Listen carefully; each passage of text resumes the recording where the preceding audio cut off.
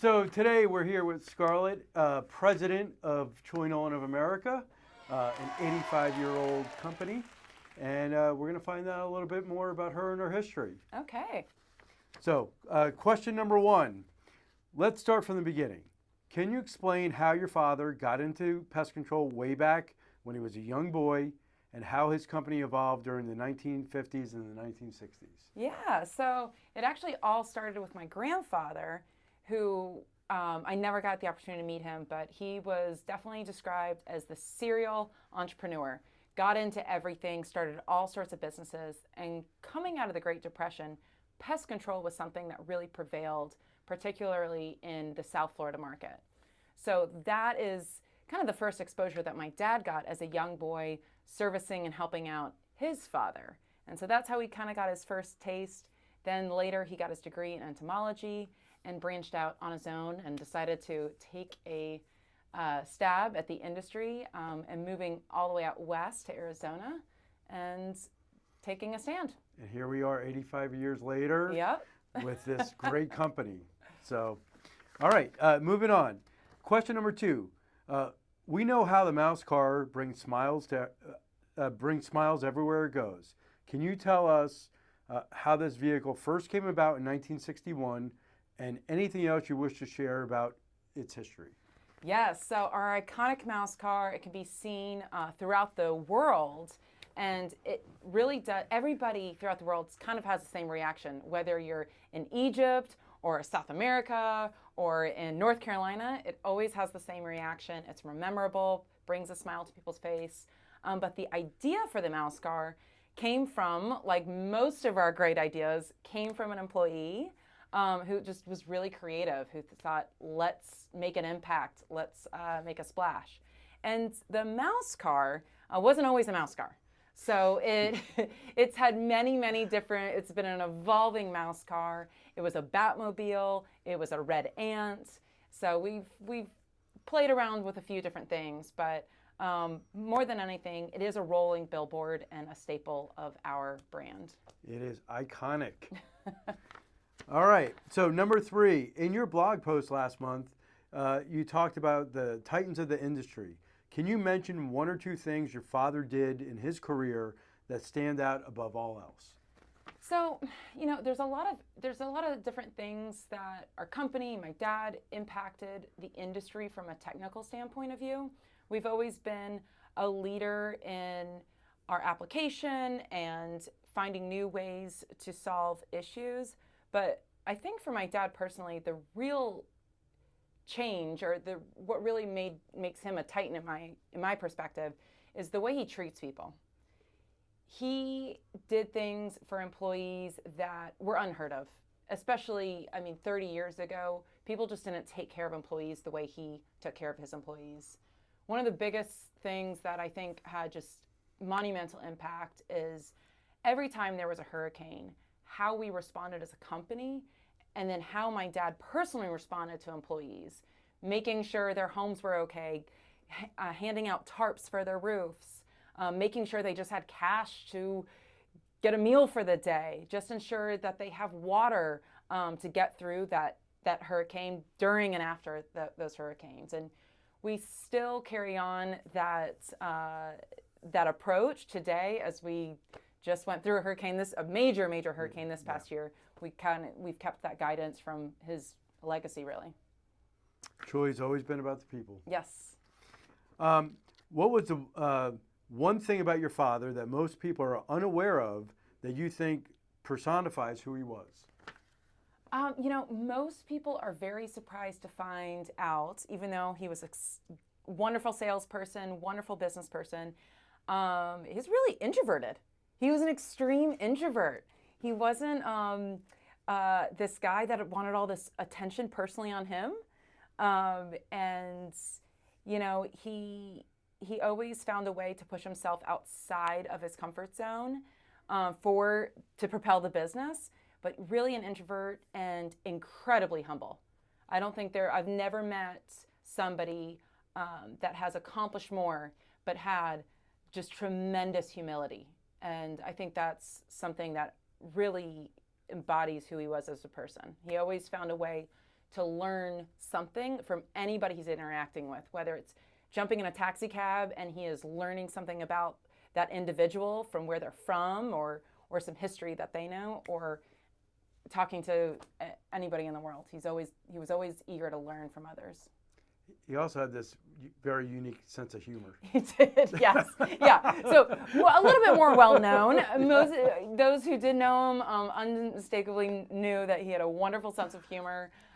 He was notorious for playing pranks. Yes. I think he led out some classes while the instructor was away, some new employee orientation classes. He snuck him out the back and said, "Go to Disney." Yes. On me. So he loved to play any kind of prank possible. Absolutely. So since you literally grew up in the business, what are some of your childhood memories at the office with you and your father and your family? So, I would say that going on him having a great sense of humor, he never took anything too seriously. So he was somebody that always kind of gave you the keys to the kingdom and let you play. And I would go to the office quite literally as a child and play and draw on things and answer phones that I probably shouldn't have been answering. But that also rang true for how he empowered employees as well. So I always saw that in him, not only as a child, quite literally giving me keys to things he shouldn't have given me keys to, but also metaphorically kind of beyond that as an adult. We've done many things like dye the dog green one time, right? We put chicken poop on the lawn one time, right? He lets us experiment, and that's what's great. As you earned your degrees in experimental psychology from the University of South Carolina and a master's in marriage and family therapy from the University of Central Florida, how did you end up as a third-generation pest control professional? I know, right? Great question. So, when I first started with a company, I really didn't know where my career was going. I didn't have a clear career path. I just knew I wanted to learn a little bit about this wonderful company that my dad had built. And as I progressed and just spent more time, I was quick to catch the bug, the truly Nolen bug, and I really embraced the people side of this business. And that's where the psychology kind of and family background really overlap. At the end of the day, we really are a people business. And I feel like I use my degree every single day, whether it's talking to a customer that's terrified of the potential threat of pests, or whether it's a partner that's just going through some kind of turmoil. So I although I don't formally use my degree, I do feel like I use it every single day. Well, I can tell you from working for you, you absolutely do. All right. So as you celebrate your 4th year as president of Troy Nolen in March, happy anniversary. Thank you. I can't believe it's been 4 years. Yeah, I know. It's flown by. Is it fair to say there are external factors that you could have never predicted that have added to the day-to-day challenges of running a family-owned business? Can you shed some light on some of the things you're the most proud of during this unique time in history? Well, that's an understatement, yeah. So when I became president, the pandemic was just months away, and we had no knowledge of the pandemic or what was going to transpire in the nation between the pandemic, the economic changes, and the more recent employment crisis that we've faced just in the last 3 years. So navigating those things have been something that you can't train for, you don't plan, and even with the entire team, as much as experience as the entire team has, nobody had experience navigating anything we went through.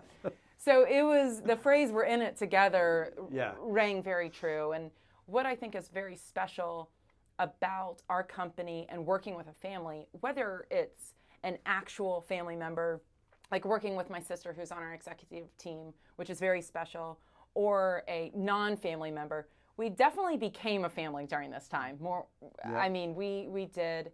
And I think that has been surprising and exciting, that we've evolved in a way, and a lot of trust was built during this time because we're venturing in such uncharted territory that the ability to trust each other and say, hey, I don't know and you don't know, but I trust you and we're going to go in this together and try some things was kind of the silver lining out of all the challenges that we've had as a nation, as a global economy. I mean, I can say from sitting on the executive team, it was able to bring the executive team together that maybe would have taken 10 years to do, right? Yeah. And it's pretty awesome to be part of.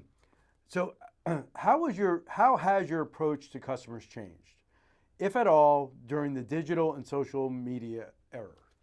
So, we serve such a vast amount of different people with different economic backgrounds throughout the nation, just different demographics. And our millennials in particular have been certainly a larger growing portion of our customer base. So they're becoming one of the most formidable buyers in the nation. And as such, we've had to evolve and adapt to becoming a bit more digital and kind of serving and meeting the needs of that growing millennial purchasing base. So we've been a billboard company, we've been a rolling billboard company, and so jumping in the world of the digital universe, a lot of learning curves, and fortunately we have some great partners and some great vendor partners that help us navigate through that. But the general approach or the philosophy is take care of the customer. That the philosophy, the overarching philosophy doesn't change. What I like to call the yellow standard. The yellow standard is giving that exceptional great customer service, and what that exceptional customer service looks like has changed. Right. But the spirit of it has remained the same. Very good. What are some of the ways the company will be celebrating 85 years in the industry? Well, we're going to be celebrating all year long, and depending how we do this year, hopefully no more crazy pandemics or crazy things happen, but we're going to be celebrating all year long. We had Truly Week a few weeks ago where we encourage all of our partners to get out in the field. We're going to be celebrating with technician appreciation later on this summer. So you'll see some that sprinkled throughout the year, and we always like to celebrate with some cake. So there'll be more cakes this year than other years. As the company's official cake cutter, I got a lot of work cut out. You do. Last question. Is there anything new in terms of our services on the horizon that you're excited about as we head towards our company's 90, 95th, and 100th anniversaries? Yes. Well, by the time we get to 100 years, that's very exciting. That's a huge number to get to. I'm very excited about. It's crazy to think about. Yeah, it's approaching, right? Yeah. So the two biggest things that I'm most excited about is really our investment and expansion in commercial. We have been servicing hospitals, stadiums for some time now, but our investment and expansion of our commercial division is kind of what has me most excited. And we have so much potential as a company. The other thing is our rodent. Yeah. We're a traveling mouse car. Rodents are in our DNA, right? They're in our ears. So we've always had a really robust rodent service program protecting the structure. And I'm excited to see how our rodent program evolves. We just expanded a bit of our rodent program at the end of 2022, and I see it just evolving through technology and other means in the future. Very good. Scarlett Nolen, President of Truly Nolen of America. Thank you so much.